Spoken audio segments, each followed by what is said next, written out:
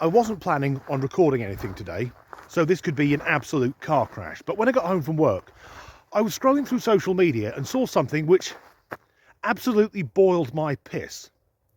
There's a number of trans women all making the same allegation. So shortly, we'll see a clip from, I like to think, a friend of the channel, this chap. I don't know his real name, I know his nickname is Buffalo Grill. Because firstly, he poses as a food blogger in order to record himself getting misgendered, or rather correctly gendered, because he's just a man in a dress. So he can get waiting staff reprimanded and or sacked. The man is an absolute prick, which is ironic seeing that he's having his cut off. He's also called Buffalo Grill because he bears a remarkable resemblance to Buffalo Bill, the cross-dressing psychopath from Silence of the Lambs. I'm a huge rock and metal fan, and I'm in my 40s, so I was a teenager in the 1990s, and the music we listened to as teenagers can have a profound impact on us throughout our entire lives. So when I was younger, there was a new type of music emerging. It started in the late 1980s and came into itself in the early 1990s. It wasn't punk rock, it was sort of the opposite. It was rock with elements of punk, because let's be blunt, punk music is piss easy and played by people with no talent. It was called grunge, and the most famous of all the grunge bands was Nirvana. And I'll put my cards on the table, I'm not a huge Nirvana fan. I always much preferred Soundgarden. Controversial to say, I think if Kurt Cobain hadn't joined the 27 Club, they wouldn't have the iconic status that they still have today. Also, I'm somewhat baffled by the way that every year a website or a magazine will publish the 100 greatest guitarists of all time, and Cobain is always in the top 10. Now, undoubtedly, he wrote some iconic songs, but as a guitarist, he wouldn't be in the top 10 guitarists that I know. But even taking all that into account, I am still fucking enraged by this shit coming from the TQ cult. Didn't know that Kurt Cobain was probably trans. Here's why. First off, Kurt wore a lot of women's clothing. And when asked about this, they replied that they wore dresses all the time because they felt comfortable and free. And just look at Kurt in these pictures. They look so happy. And in an interview about their childhood, Kurt said that they mostly hung out around girls and that at one point they thought they might be gay. Many trans people who don't have the vocabulary yet to express their gender identity will describe what they're feeling as being gay. That's exactly what I did in middle school. Kurt is also quoted as saying that they identify more with the feminine than with the masculine. This is clear proof that Kurt did not identify with the gender they were assigned at birth. And the most convincing evidence that Kurt was trans was in an early version of Nirvana's All Apologies lyrics, where Kurt wrote, "Let me grow some." That is clear-cut gender dysphoria. And of course, Kurt will never be able to tell us themselves, but the evidence makes it pretty obvious they were trans. That might be why Kurt's no longer with us. Maybe Kurt knew that we weren't ready. I bet. First up, the arrogance of using they-them pronouns when referring to the late Kurt Cobain, a man who's been dead nigh on 30 years, as an attempt to recruit him from the grave into the cult. It's absolutely fucking vile. So Kurt Cobain sometimes wore dresses. So what? Was it because secretly he was trans, or was it a bit of a fuck you to the establishment? And a lot of the time he wore male clothes. Trans women never wear male clothes. They always look like they've just knocked off from a shift as a pantomime dame.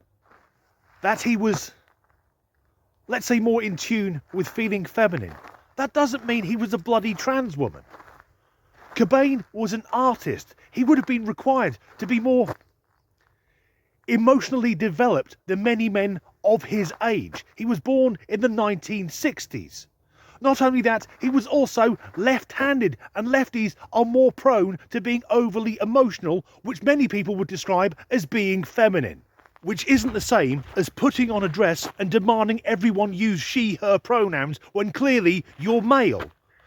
That isn't being feminine, that's being a fucking arsehole. And Kurt Cobain checking himself out at age 27? Was it because he was transgender and the world wasn't ready for it? Or is it more likely because he was a bipolar heroin addict? As for Kurt Cobain's lyrics being about gender dysphoria, there's an issue here. Let's hear from the man himself. People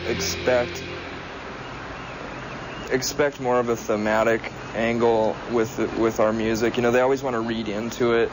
And before, I was just using pieces of poetry and just garbage, you know, just stuff that just would spew out of me at the time. And a lot of times when I write lyrics, it's just at the last second because I'm really lazy.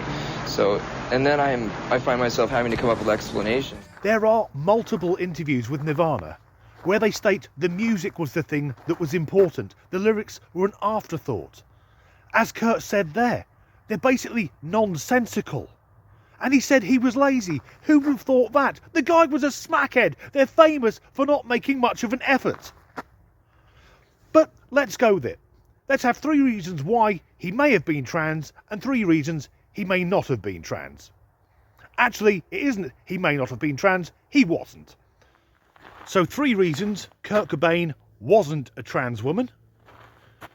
When he died, people cared and still care. He left a huge legacy. Secondly, clearly he was very talented. And thirdly, he came across as extremely likeable. 3 reasons he may have been trans. Sometimes he wore dresses, he was mentally unstable, and he blew his brains out. And if we're saying people were trans from beyond the grave, well, 2 can play at that bloody game. I think Hitler was probably a trans woman. So was Chairman Mao, now I think about it. And how about John Wayne Gacy? He used to dress up as a clown. Maybe he didn't feel safe expressing himself as a woman. That was him showing his true self. Actually, there's a Roman emperor, Marcus Aurelius Antonius, who was recently reclassified as being a trans woman. He was said to have said, "Do not address me as Lord, for I am a lady." Do you know what happened to him? After 4 years, the Romans got so sick of him, they had him assassinated. I've said it many times before, I believe the vast majority of trans people are just trying to live their lives. And it's the hardcore minority, like Buffalo Grill, and all the other pricks who jumped on that bandwagon, who ruin it for everyone. Who is history going to remember? Kurt Cobain, a talented musician whose life was cut tragically short through a combination of hard drug use and what was at the time a very misunderstood mental health problem, or a cross-dressing weirdo who spends his free time shouting at Mexicans. As ever, thanks for watching. Planning on recording, but I've fucked it up already. Scarf's too tight. This chap, who I like to think of as a friend of the channel, I can't take it fucking seriously. And Elton John wears dresses. He isn't trans, he's a performer, he's gay. That used to be that really horrible thing, pray the gay away. Now it's fucking trans the gay away. So, never mind my Nirvana. Blood Sugar Sex Magic by the Red Hot Chili Peppers. Bad Motorfinger by Soundgarden. 10 by Pearl Jam. Use Your Illusion 1 and 2 by Guns N' Roses. And the Black Album by Metallica all came out within 9 weeks of each other. Fuck, we were spoiled as teenagers. Are we honestly meant to believe that in this... Well caught.